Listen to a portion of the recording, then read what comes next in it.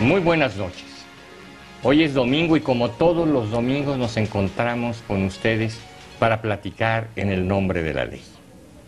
Esta noche, como siempre, estamos transmitiendo desde los estudios de Excelsior Televisión en la esquina de la información en la Ciudad de México. Y hemos invitado y nos acompaña en esta ocasión para platicar de un tema muy sensible y de un tema muy delicado y lacerante a Guillermo Terán Pulido. Guillermo Terán es el fiscal antisecuestros de la Procuraduría General de Justicia del Distrito Federal. Y ese tipo de privaciones contra la libertad son la materia de investigación sobre la que trabaja y sobre la que nos va a platicar en esta ocasión, además de otros temas. Muchas gracias, Guillermo, por haber aceptado nuestra invitación y estar aquí con nosotros. Muchas gracias, maestro José Elías Romero Apis. Es un gusto estar en este programa, es un gusto dirigirnos esta noche de domingo al auditorio y vamos a platicar de estos temas sensibles que le toca conocer a la Fuerza Antisecuestro, que es precisamente la privación de la libertad y la extorsión. ¿Cuándo se creó esta Fuerza Antisecuestro? Que no es de cuño muy antiguo, ¿verdad? Es más, tiene poco tiempo de haber sido creada, ¿verdad? Claro que sí, fue creada en el año del 2008 mediante el acuerdo 12 del procurador. En ese entonces el procurador es el actual jefe de gobierno del Distrito Federal. Se crea la Fuerza Antisecuestro como un resultado a el Acuerdo Nacional para la Seguridad, la Justicia y la Legalidad que se llevó a cabo en esa anualidad en 2008. Dentro de la conformación se estableció que se contara con personal certificado en exámenes de control de confianza, eso es muy importante resaltarlo. El personal que integra la Fuerza Antisecuestro, tanto policial, pericial y ministerial, tiene cubiertos sus exámenes de control de confianza y tiene cubierta una capacitación que proporciona la instancia de la Federación, aparte de la capacitación que de forma permanente y constante recibimos por parte del Instituto de Formación Profesional. Entonces estamos hablando que del 2008 a la fecha son como se realizan a cabo las labores de trabajo en la Fuerza Antisecuestro. La Fuerza Antisecuestro tiene básicamente una tarea muy delicada sobre la cual quisiera que nos platicaras un poco, insistiendo mucho en pues que no platiquemos aquellas técnicas de investigación que no debemos abrir, sobre todo al conocimiento de quienes se deciden a cometer este tipo de execrables delitos. ¿En qué momento de estos eventos entra a conocer el tema la Fuerza Antisecuestro? Por ejemplo, si un familiar no llegó la noche anterior, simplemente no ha llegado, ¿debo ir contigo? ¿Deben ir a otra oficina? ¿Cuál es el consejo? Claro que sí. El consejo siempre es latente de acudir a la autoridad. Lógicamente, para el desempeño de las labores existen diversas unidades. Si tenemos el tema de que el familiar no ha regresado después de una noche, podemos ir a denunciar su desaparición o ausencia en CAPEA, el área de personas extraviadas. Pero si ya tenemos algún evento específico donde haya alguna llamada, ya sea de petición de rescate o de comunicación de los agresores con la familia, ahí es importante ya que acudan a denunciar la privación de la libertad, ya el secuestro como tal. Ahí es donde nosotros ya intervenimos y comenzamos a realizar nuestras fases de investigación. Ahí es muy importante resaltar que siempre es importante denunciar. Es importante que las personas que sufren este tipo de eventos como víctimas cuenten con un apoyo institucional. Es importante también hacer del conocimiento que el tema de víctimas ha ido evolucionando, que si bien es cierto nosotros llevamos a cabo una tarea de investigación, desplegamos diversas técnicas, también lo es que durante todo el proceso, desde que la persona acude y está sentada con el Ministerio Público tiene la obligación de darle la intervención a las áreas de atención a víctimas. Entonces, la persona que está denunciando, estamos hablando que tiene diverso tipo de estrés, no sabemos de qué forma lo va a controlar, y cuenta desde ese momento con el apoyo de un abogado victimal, de un psicólogo y, en su caso, de ser necesario, de un médico que va a estar con él monitoreando para llevar a cabo un proceso de negociación exitoso y obtener el regreso del familiar lo más pronto posible y en las mejores condiciones necesarias. Nosotros, a su vez, donde basamos todo el trabajo en los procesos de inteligencia. Nosotros nos mimetizamos, realizamos diverso tipo de actividades, primeramente para obtener pruebas de vida, generar ese procedimiento de negociación y obtener que la víctima regrese a su seno familiar. Básicamente, ese es el proceso que nosotros llevamos. ¿Cualquier familiar puede dar aviso? Sí, cualquier familiar. Debemos de acotar varias aristas, pero de preferencia un familiar cercano que nos permita saber la actividad que lleva a cabo nuestra víctima directa, la víctima que está en cautiverio, para poder nosotros tener todos los elementos necesarios, toda la información muy puntual, muy específica, y de esa forma llevar el proceso de negociación de una manera exitosa. También es importante que en casa, cuando se está llevando ese proceso de negociación, se permee lo más posible, se encripte. Es importante tener un comité en casa, pero de 3 o 4 personas máximas. Muchas de las veces en el tema de secuestro no sabemos quién forma parte de los agresores. Y puede ser cercano, ¿verdad? Muchas de las veces es una persona cercana, no directa, posiblemente indirecta, y esa persona puede estar sabiendo qué está pasando en el proceso de negociación, puede tener conocimiento de lo que la autoridad y la familia está llevando a cabo para obtener esa liberación, y el que esa persona esté mimetizada con nosotros pone en riesgo no solo a la familia que está esforzándose para recuperar a su familiar, sino también a la propia víctima que se encuentra en cautiverio. Por eso es importante que se encripte lo más posible el tema, que solamente 2 o 3 personas, las más cercanas, tengan conocimiento de lo que se está haciendo para poder lograr la recuperación de la víctima. Que no se platique ni con los amigos, ni en el club, ni en todos lados, como a veces nos sucede, que en el restaurante, en la sobremesa, nos enteramos de que está sucediendo un suceso de estos al señor o al fulano o a la familia perengana, ¿verdad? Y que lo sabe toda la ciudad. Así es, efectivamente.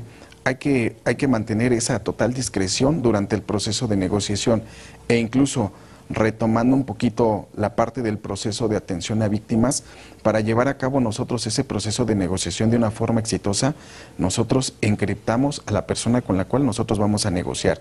Si vemos que el tema es demasiado complicado porque existen las discusiones propias del estrés al interior de la familia, nosotros extraemos a la persona que va a llevar a cabo la negociación para obtener la liberación de su familiar y lo trasladamos a un punto específico, donde nadie sabe, con el personal especializado que lo esté conteniendo y que lo esté asesorando. El tema victimal es un tema que nosotros le damos la mayor importancia, porque al final del día el éxito que ha tenido la Fuerza Antisecuestro no es un éxito unilateral, es un éxito que se ha logrado con los ciudadanos, porque para ellos es con quien trabajamos y lo estamos realizando de una forma conjunta, y eso nos permite que tengamos números contundentes en recuperación de víctimas. A ver, aquí hay una cosa que me llama mucho la atención y que son de mis curiosidades como abogado y también curiosidades del público. Claro que sí. ¿Cómo están tus números? ¿Ganas o pierdes? ¿Derrotas a los delincuentes o ellos te derrotan? ¿Cómo están tus números, digamos, de los últimos 2 años? Claro que sí. En tema de... Vamos a hacer una diferencia en números que son importantes que lo conozca la ciudadanía. En temas de recuperación de víctimas, tenemos de los últimos 4 años un estándar del 92%. 92%. Es decir, de cada... La privación de la vida de nuestras víctimas es mínima. Es decir, la balanza se inclina a nuestro favor. Cuando eso sucede son principalmente porque el agresor conoce a la víctima y como en la liberación teme porque lo denuncie, lo priva de la vida. Correcto. Pero en términos generales, hablando del proceso de un secuestro normal, tenemos ese estándar del 92% en recuperación de víctimas. Creo que eso es un proceso adecuado y hablo del trabajo que se realiza con los usuarios del servicio, que son las víctimas indirectas para recuperar a su familiar. Así es, los familiares. Y en tema procesal, en tema de ejercicio de la acción penal, ante los tribunales, ¿cómo ante los tribunales hemos incoado aproximadamente 70 procesos, los cuales la mayoría se encuentra todavía llevándose a cabo los procesos ante los tribunales, pero hemos obtenido números favorables. En el Distrito Federal contamos también con jueces muy conscientes del tema, muy partícipes del tema de los secuestros, y han determinado incluso sentencias muy contundentes, participaciones muy específicas. Entonces, con estas acciones, lo que tratamos de decir es que aparte de que tenemos temas exitosos, también lo es que no solamente estamos trabajando una sola área, trabaja la ciudadanía, trabaja la Procuraduría y trabaja el tribunal, siempre en beneficio de las víctimas. Vamos ganando. Entonces, si pudiéramos hablar de porcentajes, en los tribunales, ¿qué porcentaje has ganado y qué porcentaje has perdido? Hemos ganado un 95%. 95% sentencias condenatorias. Así es. 5% sentencias absolutorias. Sí. Son muy buenos números. Son excelentes. Procesalmente hablando. Así es. A cualquier procuraduría y a cualquier bufete, un 95% de victorias lo tendría muy satisfecho. Sí, y reiterando, no son trabajos recientes, son trabajos que se han establecido como políticas públicas desde el año del 2008 y solamente estamos retomándolas y haciendo reingenierías a las mismas. Muy bien. Bueno, vamos a un pequeño corte y regresamos para seguir platicando con Guillermo Terán.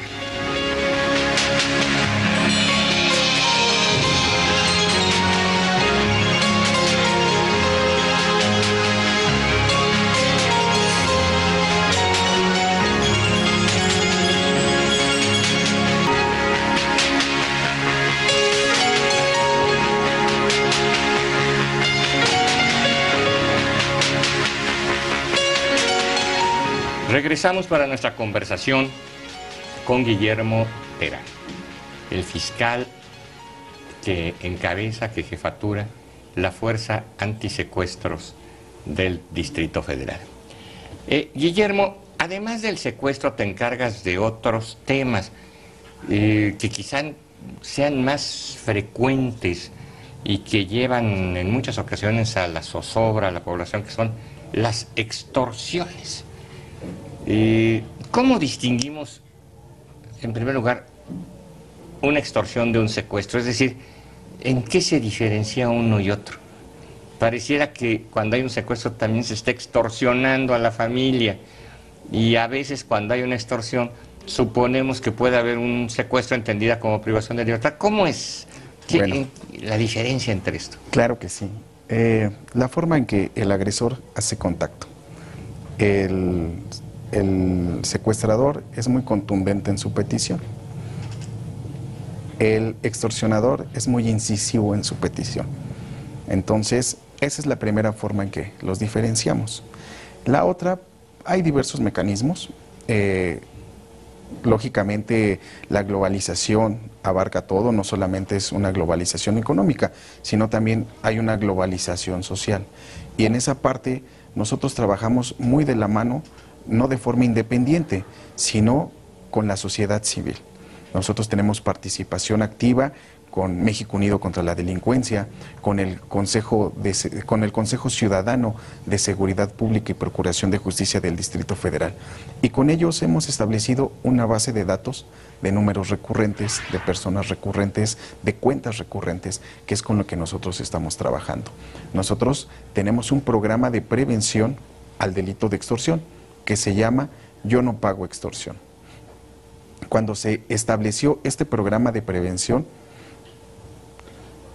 dijimos, ¿qué es lo más importante que debe de hacer la persona? Porque tips existían muchos, pero lo más importante, una vez que analizamos ese tema con psicólogos, con médicos, determinamos que sufre un impacto psicoemocional, genera esa zozobra, ese constreñimiento, y lo importante es colgar, no engancharse. Recordemos que es muy importante la comunicación que debe de existir al seno familiar. Me voy a permitir hacer un pequeño paréntesis.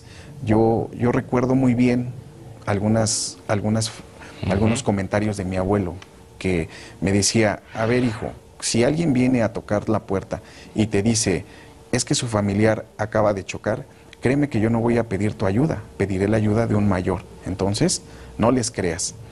Y aquí es igual, debemos de generar esa comunicación, porque el extorsionador lo que propicia es eso, que genere esa zozobra, ese caos, para que la víctima salga a entregar un dinero. Él trabaja con el miedo de las víctimas. Entonces, lo mejor es colgarle. Este te dice que tiene retenido a tu pariente, pero en realidad no tiene a nadie. Así es. Hay diversas formas. Sí, es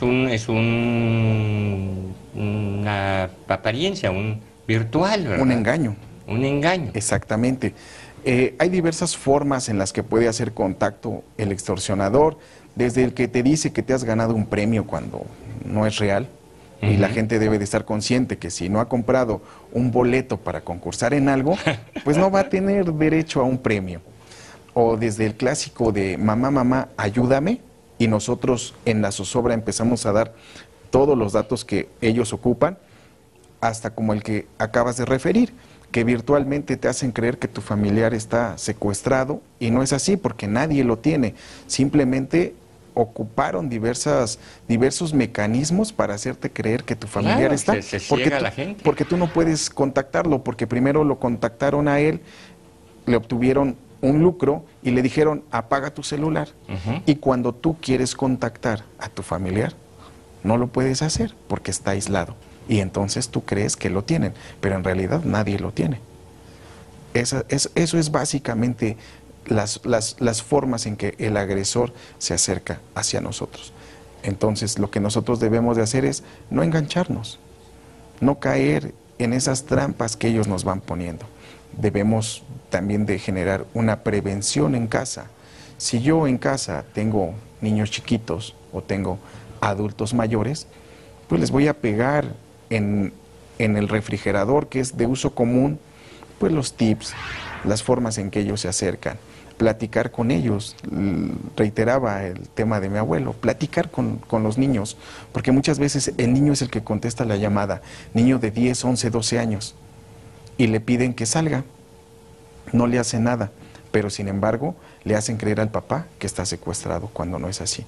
Entonces, para ir generando ese bloque en contra del extorsionador, debemos de trabajarlo de forma conjunta, la ciudadanía y la autoridad, como ha sido con este programa de extorsión. Se instaura en el año del 2013 y que ya tiene efectos positivos para el año del 2014 y para el año del 2015. El informarle a la gente, el saber a dónde acudir, el saber qué hacer, nos ha permitido reducir en un 34% los números de denuncias, del número de delitos cometidos, donde realmente el extorsionador obtiene ese lucro de forma indebida. Tenemos una reducción de un 34%. Tenemos la realización de 1.7 extorsiones al día en todo lo que es el Distrito Federal. Entonces, si tomamos en consideración el índice demográfico, tanto fluctuante como establecido en el Distrito Federal, creo que son números que nos permiten decir que esa campaña ha sido correcta y la seguimos perfeccionando para beneficio de los ciudadanos, para informarlos, para anticiparnos a los efectos de estas personas. Acá, ¿cómo van tus números? Es lo que comentaba, tenemos en lo que va del año 370 eventos, que nos da como resultado 1.7 extorsiones al día. Tenemos desarticuladas hasta el momento 4 bandas de personas que se dedican a la extorsión. Solo en este año tenemos alrededor de 70 personas consignadas. Entonces, este trabajo es el trabajo que realizamos de forma conjunta con los ciudadanos. Para nosotros es muy gratificante que llegue una persona y nos diga, ¿sabes qué? Tu campaña me permitió no caer en una extorsión. A mí no me afectó la llamada que me realizaron, pero ¿qué crees? Te dejo el dato sobre el número telefónico, el número de cuenta o el nombre de la persona a quien yo le tenía que depositar para que los detengan. Y es así como hemos hecho detenciones, es así como hemos trabajado también con la parte de la sociedad civil, con la parte de las instancias bancarias, con la instancia del sistema penitenciario para generar esos trabajos que nos permitan hacer detenciones en tema de extorsión y seguir manteniendo esa incidencia delictiva y que siga su tendencia hacia su disminución.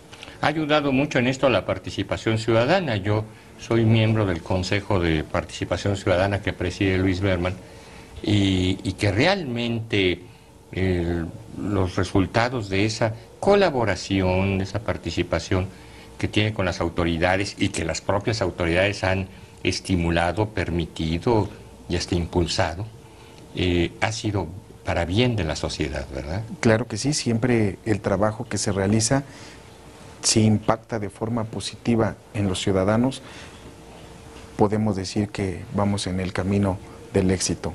Y lógicamente no lo podemos hacer de forma unilateral. Claro. Tenemos que buscar las diversas instancias, el apoyo interinstitucional y también el apoyo de la sociedad. Y creo que de forma conjunta estamos logrando casos de éxito. ¿Cómo están las penalidades para este tipo de delitos? Para el tema de extorsión, van desde los 5 hasta los 18 años de prisión. Y de ahí se van generando agravantes si se actúa en pandilla, que son una forma de agravar, si se utiliza el medio telefónico, un medio electrónico, o si hay violencia física en el momento de la exigencia en este caso, de dinero. Sí. ¿Y en el caso del secuestro, hasta cuánto llegan las penas? En el caso del secuestro, tenemos que el 3 de junio del año pasado se hicieron reformas y las penas aumentaron. Tenemos que por el simple secuestro de una persona son de 40 a 80 años de prisión. 40 a 80. De acuerdo a las últimas reformas. Y hay agravantes diversas que van de los 50 a los 90 años.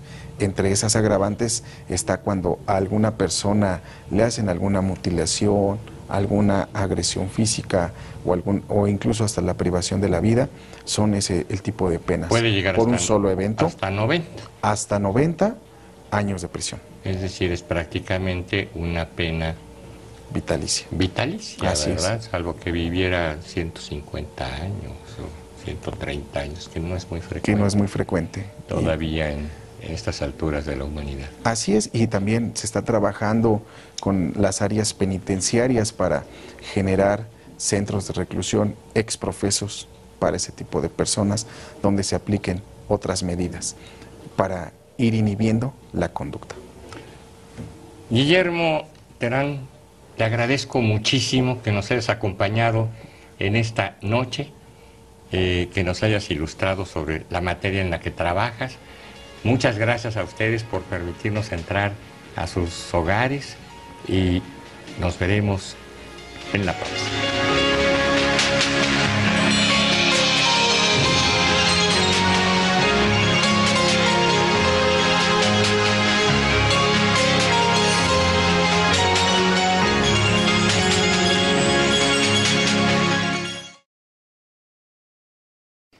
Te invitamos a seguir cuestionando la información con los siguientes videos.